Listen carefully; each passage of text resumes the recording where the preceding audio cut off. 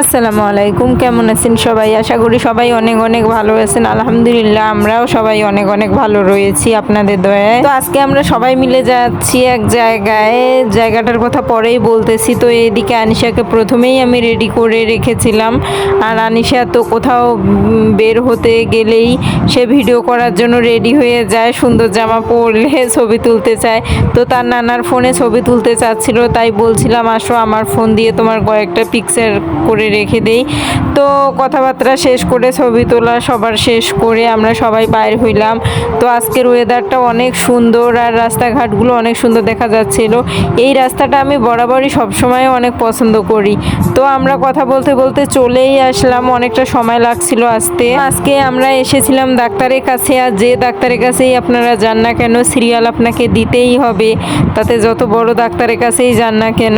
তো আমার মা ওইদিকে সিরিয়াল দিচ্ছিল, আর আনিশা তো এদিকে ছুটোছুটি শুরু করে দিয়েছে। কোথাও গেলে এক দণ্ড সে স্থির হয়ে থাকে না, সবসময় দৌড়াদৌড়ি ছুটোছুটি করতেই থাকে। তো এইভাবেই দৌড়াদৌড়ি করতেছিল, আর আমি তো বারবার মার কাছে গিয়ে বলছিলাম যে এখনো হয়নি। মানে ডাক্তারের কাছে আসলে যে কেন এত দেরিতে সিরিয়াল দেয় আর কেন এত মানুষকে হয়রানি করায় আমি কিছুই বুঝি না। তো এইদিকে আনিশা বসে থাকতে থাকতে অনেকটা সময় ধরে মাছি পিটাইলো। তারপর সামনের একটা দোকান থেকে তার নানা তাদের জন্য অনেকগুলো খাবার নিয়ে আসলো। তারপর আসফিয়া সেগুলো খাচ্ছিল আর শুধু হাঁটতেছিল। সে তো অনেক বিরক্ত, কারণ এখানে সে সেরকমভাবে খোলামেলা পাচ্ছিল না, আর সেই কাপড় চোপড়গুলো খুলতে যাচ্ছিল। তো তারপর এইদিকে একটু পার্কিং আছে যেখানে আর কি বাচ্চাদের খেলাধুলার রাইডও আছে, কিন্তু বৃষ্টির কারণে কিছুদিন ধরে মানে সবগুলোতে পানি জমে রয়েছে, তো মশার উৎপাত। তো সেখান থেকে আমরা চলে এসেছিলাম, সেখানে বেশিক্ষণ দাঁড়াইনি। তারপরে এদিকে আনিশা একবারে ক্লান্ত হয়ে তার নানার গলায় বসে পড়লো। একেবারে আসফিয়াও অনেক বিরক্ত হয়েছিল, বাসা যাবে বারবার বলছিল।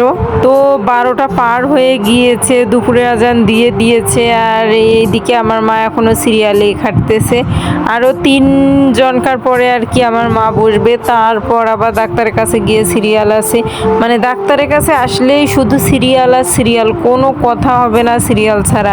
এইদিকে আনিশা অনেকটা সময় থাকার পর অনেক কান্নাকাটি শুরু করে দিয়েছিল। তো তাই আমার বাবা তাকে এদিক সেদিক হাঁটাহাঁটি করাচ্ছিল অনেকটা সময় ধরেই। তো অনেকটা সময় পর তাকে একটু আমি চুপ করাতে পেরেছিলাম। তারপরে আবার ওই দিকেই নিয়ে গিয়েছিলাম, ওইখানে গিয়ে সে অনেকটা সময় ধরে আর একটু খেলছিল। আর বিকেলের দিকে যেহেতু অনেক বাচ্চা কাচ্চাও এসেছিল, তো সব বাচ্চা কাচ্চা দেখে তারপর সে একটু স্থির হয়েছিল এবং খেলতেছিল। তাছাড়া তো এত বিরক্তি করতেছিল আমাদেরকে সবাইকে, বলারও বাইরে। তো এইদিকে আসফিয়া আনিশা দুজনে খেলা করতেছিল, আর আনিশা তো তখন অনেক খুশি হয়ে গিয়েছিল, কারণ এদিক সেদিক ছুটোছুটি করতে পারতেছিল। আর পুরো আমরা এখান থেকে বাসা যেতে যেতে আমাদের বেজে গিয়েছিল পুরো 3টার পর আমরা বাসা যেতে পেরেছিলাম। তারপরও মনে করেন 2জন ডাক্তার দেখাইছে, একজন তো দেখায়নি।